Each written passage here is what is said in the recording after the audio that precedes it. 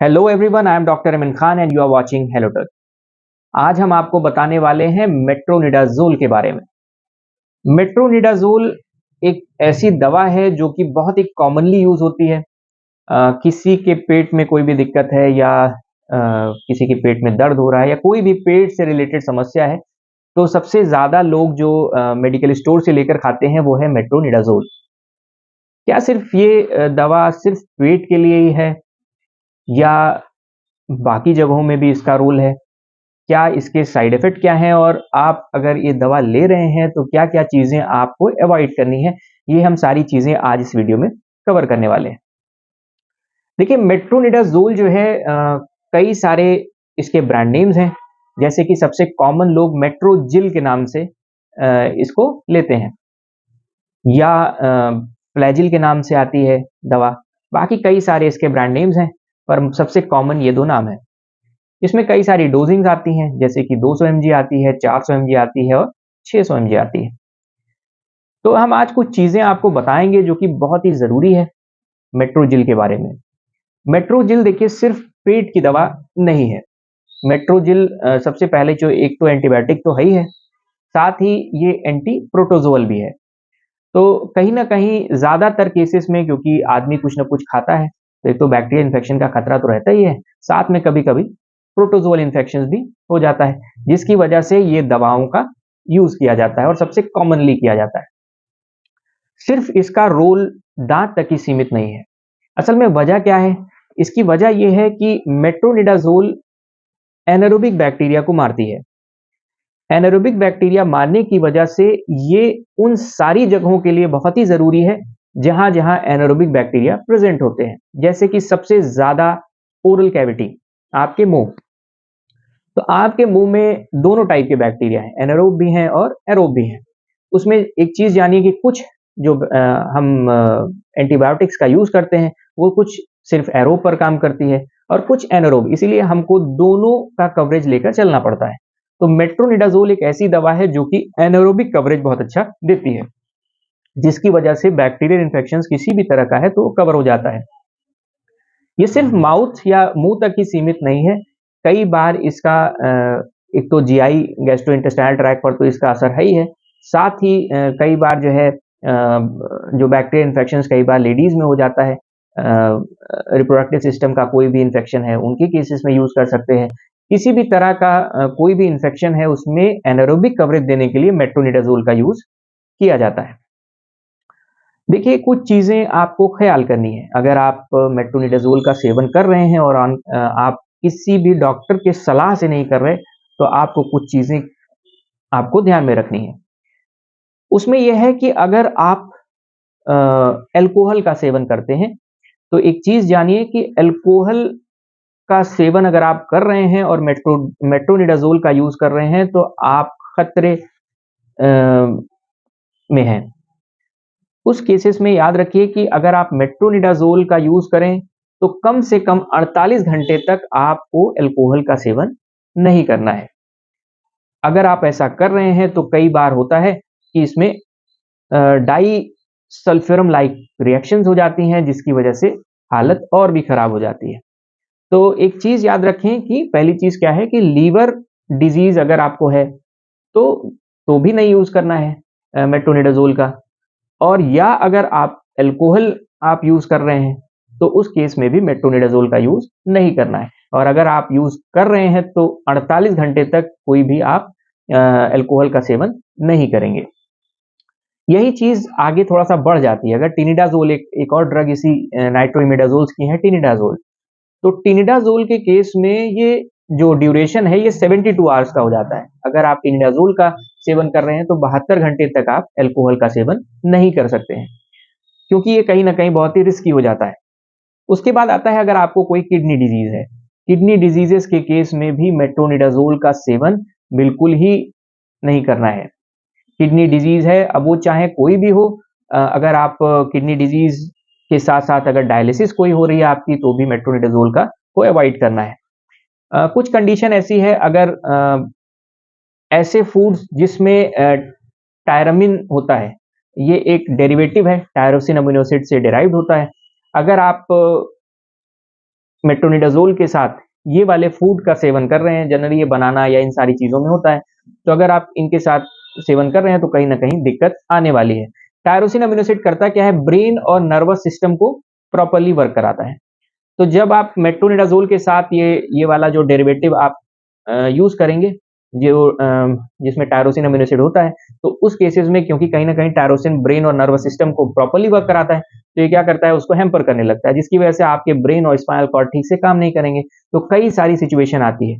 कभी-कभी होता है कि पेशेंट को लगता है कि वो लगातार मोशन कर रहा है, लगातार मूव कर रहा है, उसके सामने की चीज़ लगातार मूव कर रही है। ये सारी चीज़ मेट्रोनिडाज़ोल के केस में आती है। सही से दिमाग काम नहीं करता, कई बार ये सारी चीज़ें कंडीशन होती है। प्रेगनेंसी, अगर आप प्रेगनेंसी एक्सपेक्ट कर रही हैं, तो उस केसेस में भी मेट्रोनिडाज़ोल का use first 3 month, first trimester में तो बिल्कुल ही अवॉइड करना है, क्योंकि कहीं न कहीं ये थोड़ा-सा टेराटोजेनिक होता है। हाँ, कुछ केसेस में दिया जाता है, अगर कोई ऐसी दिक्कत है तो कहीं न कहीं इसका कवरेज देने के लिए दिया जाता है। इसके देखिए कुछ साइड इफ़ेक्ट हैं, मेट्रोनिडाज़ोल के साइड इफ़ेक्ट के बारे में अब हम जानते हैं। कुछ कॉमन साइड इफ़ेक्ट हैं जो कि इतने ज़्यादा दिक्कत वाले नहीं हैं।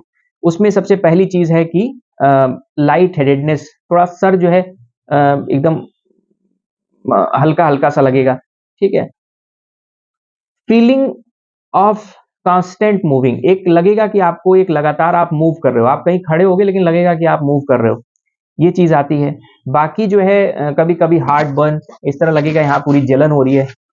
तो वो सेंसेशन ऐसा आता है कि आपके जो दिल के पास एक जलन सी है, लेकिन वो दिल के पास होती नहीं है एक्चुअली, वो पूरे आपके जो ये खाने वाली नली है, वहाँ पे होती है, लेकिन वो ऐसा लगता है, उसका जो सेंसेशन आता है, इसीलिए उसका नाम ही हार्ट बर्न दिया गया। इसी को कई बार कार्डियक एक्लाइसिया भी कहा जाता है। तो अगली चीज़ आती है सेंसेशन ऑफ स्पिनिंग, कई इस कंडीशन में ऐसा होता है कि पेशेंट को लगता है कि चीज़ें घूम रही हैं सामने से। तो वो कोई भी वजह से हो सकता है वो टायरोसिन अमीनो एसिड की वजह से हो रहा है, वो हैम्पर कर रहा है जिसकी वजह से ब्रेन और स्पाइनल कॉर्ड काम नहीं कर रहा। और कई बार ऐसा होता है अल्कोहल के साथ अगर आप ले रहे हैं तो उस कंडीशन में भी ये सारी चीज़ें आती हैं। स्टमक क्रैम्प, पेट में दर्द होगा और बहुत ही सीवियर दर्द कभी-कभी होने लगता है। वोमिटिंग हो सकती है, नाउज़िया वोमिटिंग है, डायरिया, कई बार कंडीशन ऐसी होती है कि जिस कंडीशन के लिए आप ले रहे होते हो, वो और भी खराब हो जाती है, तो डायरिया इसमें होने की बहुत ही ज़्यादा चांसेस हैं। कॉन्स्टिपेशन, कई बार ऐसी कंडीशन आती है जिसमें जो है बहुत ही सीवियर कॉन्स्टिपेशन हो जाता है ये दवा लेने से। भूख ना लगना, एक कंडीशन ये भी है, भूख नहीं लगती है।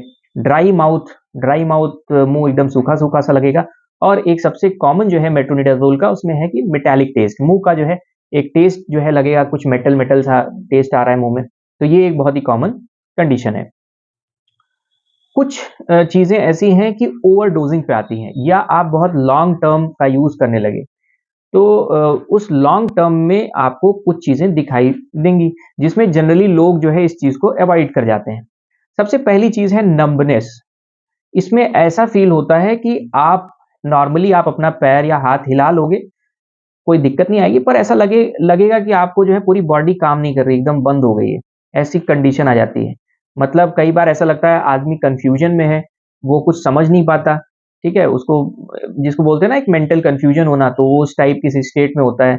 हाथ-पैर वो हिला तो लेता है, लेकिन उसको ऐसा लगता है कि हिलेगा नहीं मेरे से, मूवमेंट नहीं आएगा इसमें। तो ये बहुत ही सीवियर कंडीशन है, अगर आपको कोई भी इस टाइप की सिचुएशन हो रही है, तो अपने डॉक्टर को ज़रूर दिखाइए। ये कहीं न कहीं एक सीवियर साइड इफ़ेक्ट है इसका, और कई बार ओवरडोज़िंग की वजह से होता है। सीज़र्स कई बार ऐसा होता है कि झटके आना शुरू हो जाते हैं पेशेंट में, जब ओवरडोज़िंग हो जाती है इसकी, तो उस केसेस में जनरली होता है। रैशेज़ आना बहुत ही कॉमन है, रैशेज़ आते हैं कई बार मेट्रोनिडाज़ोल से, ब्लिस्टर्स पड़ सकते हैं, जो स्किन है उस पर कई बार छाले पड़ने लगते हैं। तो ये सारी चीज़ें हैं, कुछ कन्फ्यूजन तो है ही है। कुछ बोलने में आपको जो है दिक्कत होना शुरू हो जाएगी। स्पीच में डिफ़िकल्टी, ये एक बहुत ही कॉमन इसका साइड इफ़ेक्ट है और ओवरडोज़िंग पे जनरली आता है। तो एक चीज़ जानने वाली ये है कि बहुत ही ज़्यादा इसका यूज़ कर जाना, देखिए एक रिकमेंडेड डोज़ 5 दिन और 7 दिन का लगभग है। पर कई सारे मैं आजकल देखता हूँ कि लोग लगातार खा रहे होते हैं उसको 20-20 दिन, 25-25 दिन, और सुबह-शाम की डोज़िंग या हो सकता है टीडीएस की डोज़िंग, और आजकल तो क्योंकि एक्सटेंडेड रिलीज़ के टैबलेट्स आ गई हैं 600 mg, तो इसको भी वो 2 टाइम रेगुलर ही खा रहे हैं। तो कहीं ना कहीं एक चीज दिमाग में रखिए कि ये सारी सिचुएशन आपको आ सकती है। और मेट्रोनिडाजोल बहुत ही खतरनाक दवा है, इसको आप लोग बहुत ही मेडिकल स्टोर पे जनरली लोग जाके इसको लेके खा लेते हैं, और बहुत ही खतरनाक दवा है। अब आप सोचिए कि कहीं न कहीं ये कर क्या रही है, नंबनेस करा रही है। पूरे जो है आपके नीचे के जो पैर होंगे वो आपको लगेगा कि एकदम कुछ है ही नहीं है वहाँ पे। आप मूवमेंट कर लेंगे लेकिन वहाँ कुछ फ़ील नहीं पता चलेगा आपको। तो नंबनेस है, मेंटल कन्फ्यूजन, सोचिए आपको एक कन्फ्यूजन सा रहेगा, बोलने में दिक्कत होगी, बोल नहीं पाएँगे, कुछ आप अपनी चीज़ें अगर आप व्यक्त करना चाहें तो वो चीज़ नहीं कर पाएँगे। कहीं न कहीं ब्रेन काम ठीक से नहीं करता। ये सारे साइड इफ़ेक्ट वैसे तो क्योंकि 6 घंटे, 8 घंटे डोज़ का इफ़ेक्ट होता है, तो 6 घंटे, 8 घंटे में थोड़ा-सा सबसाइड कर जाता है। लेकिन अगर आपको ज़्यादा दिक्कत हो रही है, तो अपने डॉक्टर को ज़रूर दिखाइए, क्योंकि ये मेट्रोनिडाज़ोल टॉक्सिसिटी भी हो सकती है या मेट्रोनिडाज़ोल का ओवरडोज़िंग भी हो सकती है। तो ये सारी चीज़ें हैं। हाँ, एक और भी चीज़ ये है कि कोई भी दवा जो आप अपने डॉक्टर के अलावा और किसी के थ्रू ले रहे हैं, चाहे वो आपका मेडिकल स्टोर वाला क्यों ना हो, देखिए चीज़ों की जानकारी उन्हीं को होगी जो उसके बारे में पढ़े होंगे। तो कहीं न कहीं ये दिक्कत आपको आगे चल के आ सकती है अगर आपने इसको एकदम ब्लाइंडली उस पे ट्रस्ट करके आपने यूज़ किया तो। तो हमेशा जो भी दवा लें, हमेशा अपने डॉक्टर की सलाह पर ही लें। बहुत ही ज़रूरी है ये चीज़, और आगे चल के और भी दिक्कत आने वाली है। तो उम्मीद करता हूँ आपको ये वीडियो पसंद आई होगी। अगर आपको ये वीडियो पसंद आई है तो लाइक कीजिएगा, शेयर कीजिएगा, और सब्सक्राइब करना इस चैनल को ना भूलिएगा। मैं हूँ doctor Amin Khan, city dental care, Balaganj, Lucknow से। Thank you for watching.